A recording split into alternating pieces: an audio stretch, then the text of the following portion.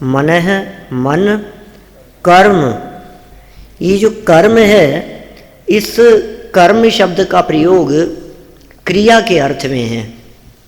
ये कर्म ज्ञानावरणी आदि के अर्थ में नहीं है। शरीर वचन और मन की क्रिया ये योग कहलाती है। ठीक है। अब जो लोग तत्वार सूत्र का पाठ करते हैं, जिनको तत्वार सूत्र कंठस्थ है, जो अपने आप को तत्वार सूत्र के ज्ञाता कहते हैं, आप उनसे जरा इस सूत्र का अर्थ पूछो तो आपको पता लगेगा कि क्या स्थिति है। वो कहेंगे कि शरीर मन वचन से कर्मों का आश्रय कर्म आते हैं। ऐसा नहीं है। शरीर मन वचन की क्रिया वो योग है। ये यहाँ योग की परिभाषा बतला रहे हैं, यहाँ कर्म की चर्चा नहीं कर रहे, योग की चर्चा कर रहे हैं। फिर आगे जाकर के कहेंगे इसके आगे वाले सूत्र में कि ये जो योग था वो योग आश्रव है, उस योगों की चंचलता का नाम आश्रव है। उससे कार्माण वर्गणाएं कर्म रूप परिणमित होकर आत्म प्रदेशों के साथ में एक क्षेत्रावगाह रूप से बंधती है। वे कार्माण वर्गणाएं, उसे आश्रव कहेंगे अपन, उनका आना आश्रव है। तो अभी ये मन वचन काय की क्या स्थिति है और ये किस तरह से कर्मों के आश्रव में निमित्त बनते हैं, इनका स्वरूप यहाँ योग क्रिया के माध्यम से बतलाया है। देखिए, पहले तो अपना ये 609 नंबर पैराग्राफ उत्थानिका में लिखा है, जीव और अजीव का व्याख्यान किया। दो तत्व हो गए, जीव और अजीव। जीव माने चौथा अध्याय, चौथे तक, और अजीव माने पांचवा, 5 अध्यायों का व्याख्यान किया। अब उसके बाद आश्रव पदार्थ का व्याख्यान क्रम प्राप्त है, अतः उसे स्पष्ट करने के लिए आगे का सूत्र कहते हैं। बोल लिया अपन ने सूत्र, अर्थ देखिए, काय वचन और मन की क्रिया योग है। ठीक है। काय शरीर, वचन वाणी, मन की क्रिया वो सब योग है। काय आदि शब्दों का व्यवहार पहले कर आए हैं, व्याख्यान पहले बहुत विस्तार से किया है। अब चूंकि आप लोगों ने नहीं पढ़ा, दूसरे अध्याय में किया है काय की चर्चा, शरीर की चर्चा है। 5 प्रकार के शरीर हैं, पढ़ चुके? अच्छा, आप लोग पढ़ चुके, पहला दूसरा पढ़ चुके आप लोग। तो दूसरा कब पढ़ा था? पिछले साल। और पहला अध्याय वो भी पिछले साल पढ़ा था। तो अभी मैंने जब 10-15 महीने भर पहले जब क्लास ली थी तब आप लोग नहीं थे। अच्छा, उस समय फर्स्ट ईयर थे, फर्स्ट ईयर और फाइनल थे। फर्स्ट ईयर में दोनों पढ़े थे। अच्छा, दोनों में नहीं पढ़ाए थे? अच्छा, चलो ठीक है। तो इसका मतलब आप पढ़ चुके हैं शरीर की चर्चा। तो ये जो पूज्यपाद आचार्य कह रहे हैं ये बात आप पर लागू होती है कि हम व्याख्यान पहले कराए हैं जो आप लोग पढ़ चुके हैं। कर्म और क्रिया से ये एकार्थवाची नाम है, कर्म और क्रिया। ये कर्म शब्द क्रिया का एकार्थवाची है, क्रिया कर्म की बात नहीं कर रहे, है ना। कर्म माने कार्य, काय वचन और मन की क्रिया को योग कहते हैं। यह इसका तात्पर्य है। आत्मा के प्रदेशों का परिस्पंद हलन चलन योग है। वह निमित्तों के भेद से 3 प्रकार का है। देखो, योग का वास्तविक अर्थ क्या है? आत्मा के प्रदेशों के हलन चलन को योग कहते हैं। योग गुण है आत्मा का, और योग गुण की विभाव पर्याय उसमें परिस्पंदन को कहते हैं। सिद्ध अवस्था में योग गुण की विभाव पर्याय नहीं है, इसलिए सिद्ध अवस्था में योगों की चंचलता नहीं है। समझ में आ रही है? कभी कोई प्रश्न करेगा आपसे ऐसा समाज में कि साहब यदि आत्म प्रदेशों की चंचलता को योग कहते हैं, ये कौन सा गुण है? क्या ये आत्मा का गुण है? कि हाँ, ये आत्मा के गुण की पर्याय है। फिर प्रश्न करेंगे, तो फिर यदि ये योगों की चंचलता आत्मा का गुण है, आत्मा के गुण की पर्याय है, तो फिर सिद्ध अवस्था में क्या होता होगा? वहाँ तो सभी गुण प्रकट हो गए। सिद्ध अवस्था में योग गुण रहता है या नहीं? ये रहता है। तो यदि सिद्ध अवस्था में योग गुण रहता है तो उसकी पर्याय होती है कि नहीं? सिद्ध अवस्था में होती है पर्याय, वो स्वभाव पर्याय है उसकी। इसकी चंचलता होना ये विभाव पर्याय है। संसार अवस्था में आत्म प्रदेशों की चंचलता दिखाई देती है। अब उस चंचलता से हमारे को योग पकड़ में आता है। अब चूंकि मूल में तो आत्म प्रदेशों की चंचलता योग है, तो फिर शरीर मन वचन को क्यों कहा कि जिस समय ये चंचल होते हैं उस समय आत्म प्रदेश नियम से चंचल होते हैं? क्या कहा? साहब हम तो यही समझते थे, नमः त्रियोग समारी के चैड़ाला में पढ़ा हमने, मन वचन काय ये 3 योग हैं, इन्हीं तीनों को योग समझते हैं। इन तीनों को योग उपचार से कहा जाता है। क्यों कहा जाता है? क्योंकि आत्म प्रदेशों की चंचलता के हेतु हैं, ये अनिवार्य हेतु हैं। यदि शरीर स्थिर है तो आत्मा के प्रदेश स्थिर होंगे या नहीं होंगे कोई गारंटी नहीं है। लेकिन शरीर अस्थिर है, शरीर हिल रहा है तो प्रदेश हिल रहे हैं या नहीं? ये तो नियम है, हिलेंगे। जो व्यक्ति मुख से बोल रहा है, जिस व्यक्ति के मन में संकल्प विकल्प चल रहे हैं, जिसके शरीर की हलन चलन रूप अवस्था दिखाई दे रही है, इसका अर्थ यह है उसके आत्म प्रदेशों की चंचलता नियम से है। इसलिए मन वचन काय की प्रवृत्ति को योग कहा जाता है। ठीक, देखो वह निमित्तों के भेद से 3 प्रकार का है योग। मूल में योग एक ही प्रकार का, आत्म प्रदेशों की चंचलता। निमित्त 3 ही चीज निमित्त बनेगी, मन वचन काय। इस अपेक्षा से वो 3 प्रकार का हो गया, काय योग, वचन योग और मनोयोग। खुलासा इस प्रकार है। थोड़ी सी टेक्निकल परिभाषाएं दिए है ना। वीर्यांतराय कर्म के क्षयोपशम के होने पर, पहला पॉइंट, वीर्यांतराय के क्षयोपशम के होने पर औदारिक आदि 7 प्रकार की काय वर्गणाओं में से किसी एक प्रकार की वर्गणाओं के अवलंबन से होने वाला आत्म प्रदेश परिस्पंद काय योग कहलाता है। 7 प्रकार के काय योग जानते हैं आप? औदारिक, औदारिक मिश्र, वैक्रियक, वैक्रियक मिश्र, आहारक, आहारक मिश्र और कारमाण। 15 तो योग हैं बेटा। ये 7 प्रकार के काय योग हैं, 4 प्रकार का वचन योग है, ठीक है ना, और 4 प्रकार का मनोयोग है। इस तरह से 15 प्रकार के योग हो गए। नहीं समझ में? 7 प्रकार के काय योग, 7 बतलाए अभी। औदारिक, औदारिक मिश्र, वैक्रियक, वैक्रियक मिश्र, आहारक, आहारक मिश्र, ठीक है, और कारमण काय योग।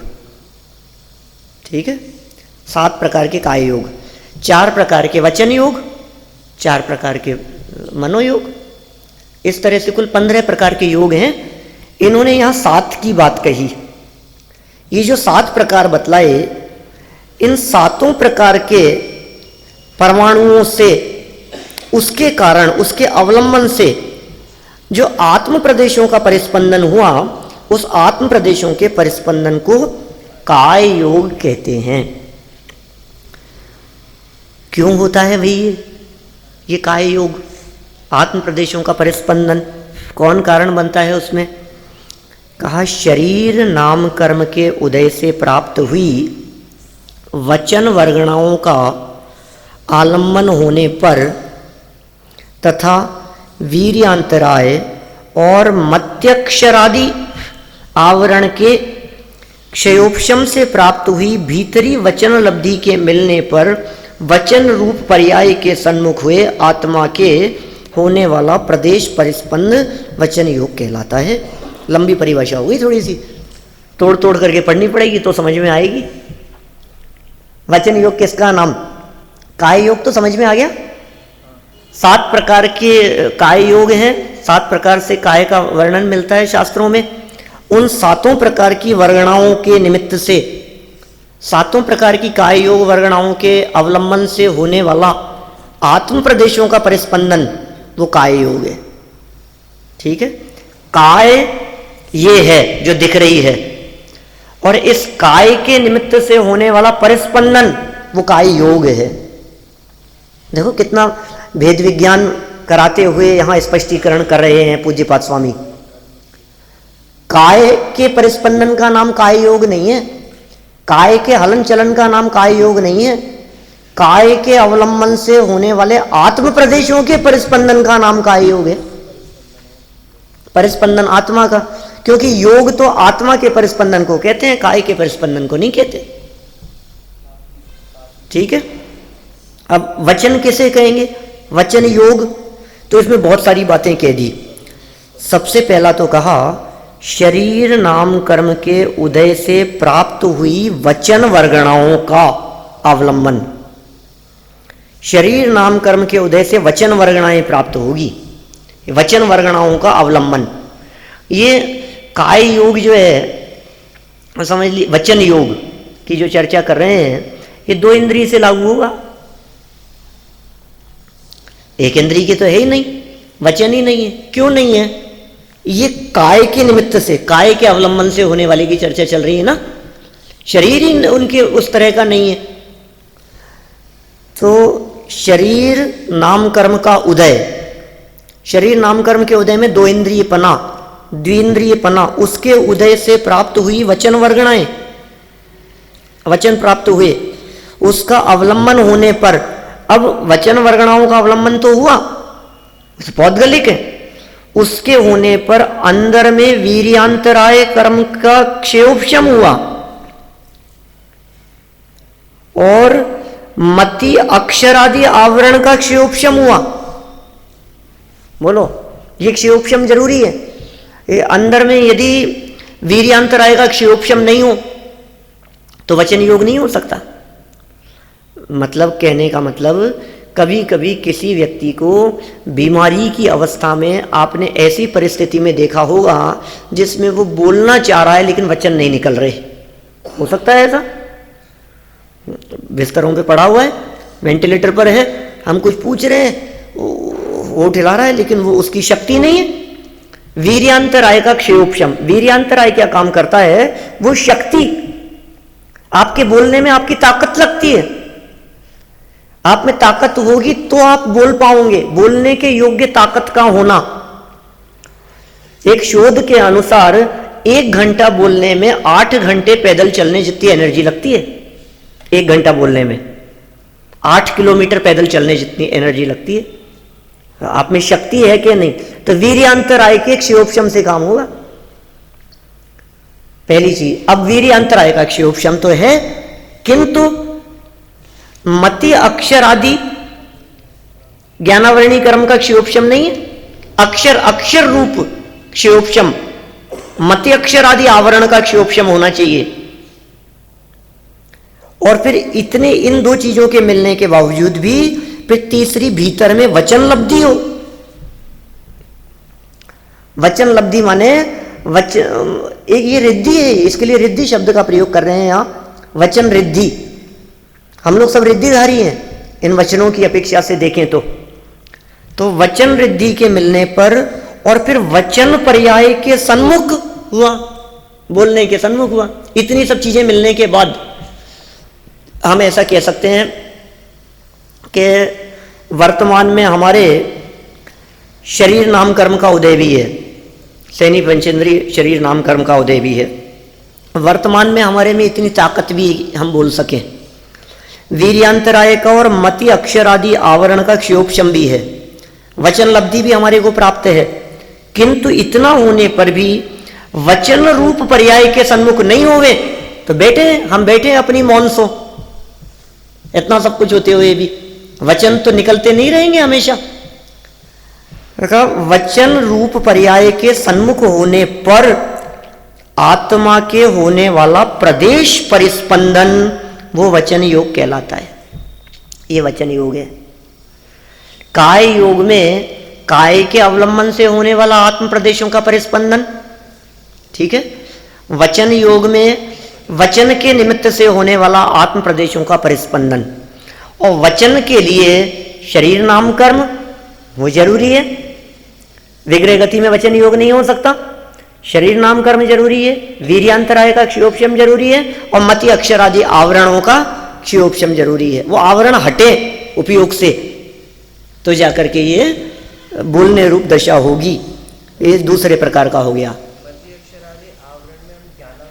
हाँ वही ले सकते हैं, मतलब अक्षर जो ख्याल में आ रहे हैं ना, आप क्या बोल रहे हो, क्या अक्षर जो आपके जो निकल रहे हैं वो क्या अक्षर निकलना, बोलो अक्षर क्या निकलेंगे, हम क्या बोल रहे हैं, क्या इसमें हमारे ज्ञान का योगदान नहीं है? ज्ञान साथ में काम नहीं कर रहा है? वचन लब्धि तो एक प्रकार से रिद्धि है, बोलने की ताकत, बस सामर्थ्य। मतलब वीर्यांतराय में ताकत रूप लो और लब्धि में उसकी वर्तमान सामर्थ्य लो। लब्धि प्रकटता को भी कहते हैं ना, वचन लब्धि माने इतना वीर्य तो था और वर्तमान में उस चीज के प्रकट होने रूप सामर्थ्य भी है। अंदर में क्षयोपशम, बाहर में प्रकट होने रूप सामर्थ्य, ये दोनों चाहिए। फिर तीसरी बात कहते हैं, तीसरे भी इसी प्रकार की बात कही मन के संदर्भ में, वीर्यांतराय और नौ इंद्रिया वरण। नौ इंद्रिया वरण क्या चीज है? नौ इंद्रिय मन, नौ इंद्रिय मन को कहते हैं अतीन्द्रिय और अनिंद्रिय। ये अनिंद्रिय है ना, अतीन्द्रिय वो आत्मा है और अनिंद्रिय वो मन है। अनिंद्रिय नौ इंद्रिया वरण के क्षयोपशम रूप आंतरिक मनोलब्धि के होने पर तथा बाहरी निमित्तभूत मनोवर्गणाओं का अवलंबन मिलने पर मन रूप पर्याय के सन्मुख हुए, मन पर्याय के सन्मुख हुए आत्मा के होने वाला प्रदेश परिस्पंद मनोयोग कहलाता है।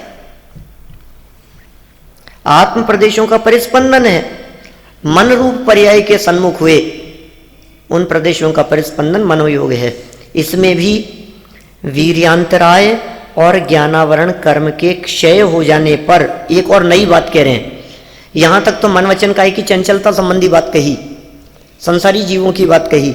अब ये बात केवली के संदर्भ में कहना चाह रहे हैं, सहयोग केवली के, क्योंकि अभी जो ये पुद्गलों का अवलंबन लेने पर विकल्पात्मक दशा प्रदेशों का परिस्पंदन, इसको जो मनोयोग कहा है, पीछे जो वचन योग और काय योग की चर्चा की है, अब ये कह रहे हैं वीर्यांतराय और ज्ञानावरण कर्म के क्षय हो जाने पर फिर तो नहीं होना चाहिए परिस्पंदन। वीर्यांतराय का क्षय हो गया, वीर्यांतराय क्या, अंतराय कर्म का ही क्षय हो गया और ज्ञानावरणी का भी क्षय हो गया। ज्ञान दर्शनावरणांतराय क्षयाच केवलम, ज्ञानावरण दर्शनावरण अंतराय सबका क्षय हो गया है केवल ज्ञान दशा में। इनके क्षय हो जाने पर, किन किन के, ज्ञानावरण और वीर्यांतराय, इनके क्षय हो जाने पर भी संयोग केवली के जो तीन प्रकार की वर्गणाओं की अपेक्षा आत्म प्रदेश परिस्पंद होता है वह भी योग है। क्या ऐसा जानना चाहिए। माने यद्यपि उनके ये सब नहीं दिखाई दे रहा है, ज्ञानावरण कर्म नहीं है, उनके अंतराय कर्म नहीं है, इन दोनों कर्मों का क्षयोपशम नहीं है, वीर्यांतराय नहीं है, तथापि फिर भी जो उनके आत्म प्रदेशों की परिस्पंदन रूप दशा दिखाई देगी विविध वर्गणाओं के योग से, वो सब योग जानना चाहिए। इसका मतलब योग का सद्भाव अरहंत परमात्मा के भी होता है, भले ही वे अरहंत परमात्मा के ज्ञानावरण और अंतराय कर्म का क्षयोपशम ना हो। हाँ, काय में वर्गणाएं ली और मन में वर्गणाएं ली, वचन में वर्गणाएं ली। तो भाषा वर्गणाएं हैं, ठीक है ना। कह दो उसको, प्रदेशों का परिस्पंदन है। वचन लब्धि कही ना, सामर्थ्य है, वर्तमान प्रकट सामर्थ्य। वर्गणाएं तो पुद्गल परमाणु हैं।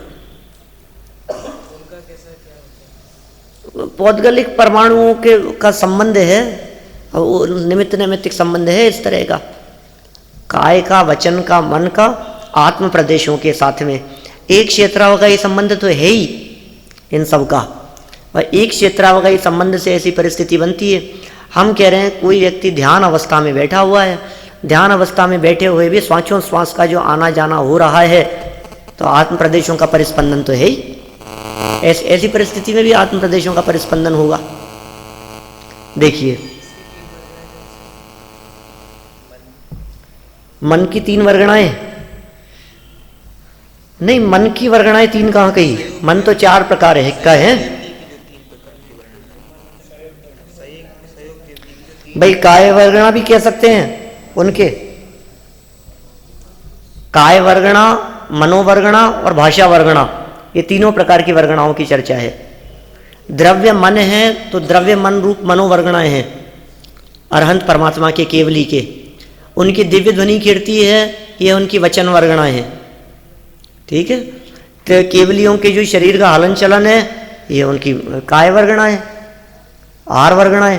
तो आहार वर्गणाएं, वचन वर्गणाएं, मनोवर्गणाएं, इन वर्गणाओं के निमित्त से जो आत्म प्रदेशों का परिस्पंदन हुआ वो कहलाएगा योग। केवलियों के कह दिया। देखा, हम तो स्वीकार करते हैं कि 3 प्रकार की क्रिया योग है। अब यह बतलाइए कि आश्रव का क्या लक्षण है? क्या हम ये स्वीकार करते हैं 3 प्रकार की वर्गणाओं को योग कहा है, ये हमारे को स्वीकार है, लेकिन इसका लक्षण क्या है आश्रव का? संसारी जीव के जो यह योग शब्द का वाच्य कहा है, कहा स आश्रव है, स आश्रव है, स आश्रव है, स माने वह, आश्रव है, आश्रव है, वही आश्रव है। जो कुछ भी कहा गया है वही आश्रव है। जिस प्रकार तालाब में जल लाने का दरवाजा जल के आने का कारण होने से आश्रव कहलाता है। तालाब में जल कहाँ से आ रहा है? कोई एक उसका रास्ता बनाया हुआ है, दरवाजा बनाया हुआ है, उस दरवाजे से वो बहता हुआ पानी वो उस दरवाजे से होकर तालाब में आता है, इकट्ठा होता है। बहता हुआ पानी तो नदी है, झरना है, और ठहरा हुआ पानी तालाब है। तो एक जगह पर जो स्थिर हो गया है, जिस दरवाजे से आ रहा था उसे यहाँ आश्रव कहा जा रहा है, वो पानी के आने का आश्रव कहलाता है। उसी प्रकार आत्मा के साथ बंधने के लिए कर्म योग रूपी नाली के द्वारा आते हैं, इसलिए योग आश्रव संज्ञा को प्राप्त होता है। मन वचन काय ये मार्ग हैं, मन वचन काय ये माध्यम हैं। मन वचन काय रूपी रास्ते से वे कारमाण वर्गणाएं आती हैं, जो आत्म प्रदेशों के साथ में एक क्षेत्र अवगाह रूप से बंधती हैं। ठीक है, क्यों आ रहे हैं ये, कैसे आएंगे, कौन बुला रहा है? मान लो वे कारमाण वर्गणाएं आत्मा के साथ में आकर के बंधी और आत्मा ने एकदम डांट दिया। बुलाया किसने था तुम्हारे को? आप ही ने बुलाया था। हमने कब बुलाया? मन वचन काय के माध्यम से बुलाया आपने। आपने दरवाजे खोले तो आ गए हम तो वहीं बैठे थे। आपके दरवाजे खुले ना मन वचन काय के माध्यम से, तो आना हुआ हमारा। आपकी चंचलता नहीं होती तो नहीं आते। ये योगों की चंचलता कर्म आश्रव और बंधन में निमित्त बनती है। माने देखिए, मैं कभी ऐसा कहता हूँ कि कोई ऐसी स्थिति, कई बच्चे ऐसे गेम खेलते हैं ना जिसमें आप वो लाइन टच नहीं हो, आपको रास्ता निकालना है, टच नहीं होना चाहिए। न्यूज़पेपर में भी आता है कभी कभी ऐसा कि इस बच्चे को अपने घर तक पहुँचाओ, रास्ता खोजो, या समझिए आप ऐसी लाइनें बनी हुई हैं जिस लाइन में से आपको रास्ता देखना है। रास्ता तलाशना है, टच नहीं होना चाहिए, टच हुए और आउट। उसी तरह से कहा कि ये जो कार्माण वर्गणाएं हैं, ये कार्माण वर्गणाएं आत्म प्रदेशों के बिल्कुल नजदीक है, अनंतानंत कार्माण वर्गणाएं। जैसे ही आत्मा हिला और वो चिपके, आपका हिलना हुआ, जैसे आप यहां हो और कहा कि अब ये चारों तरफ कार्माण वर्गणाएं हैं नजदीक, जब तक आप नहीं हिलोगे तब तक कर्म नहीं चिपकेंगे, क्योंकि आप अपनी जगह पर स्थिर बैठे हुए हो। आप हिले तो जिसको टच किया वो चीज चिपक गई, वो कार्माण वर्गणाएं कर्म रूप होकर के बंध जाती है। दूर से थोड़ी ना आते हैं कोई कर्म बंधने के लिए, तत्काल प्रति समय बंधने के लिए कर्म तैयार ही रहते हैं। उन कर्मों के समूह को विस्र सोपचय नाम से कहा जाता है। अगले समय बंधने के लिए तैयार कार्माण वर्गणाओं का समूह विस्र सोपचय के नाम से आगम में जाना जाता है। तो इस तरह से यहाँ ये आश्रव संज्ञा को प्राप्त होते हैं, उस योग के कारण आश्रव हुआ। स्पंदन कहा जाता है, हलन चलन कहा जाता है, इसका मतलब क्या होता है? मन वचन काया के द्वारा जो हलन चलन हो रहा है, हाँ, मतलब क्या होता है? हलन चलन तो हिलना है, जिसे अपन हिलना कहते हैं। ऐसे हिलना मतलब ये कर्म आश्रम का कारण है। क्यों नहीं है, तो कर्म वर्गणाएं हैं सब जगह, उनके साथ में मन भी काम कर रहा है, वचन भी काम कर रही है, आत्म प्रदेशों की चंचलता है। तो जब ध्यान में हम बैठे हैं तो मन और वचन के माध्यम से आश्रम होगा, हाँ, काय के माध्यम से जो भी श्वासों श्वास का आना जाना, के शरीर का हिलना, जो भी जैसी भी अवस्था होती है। बोलो।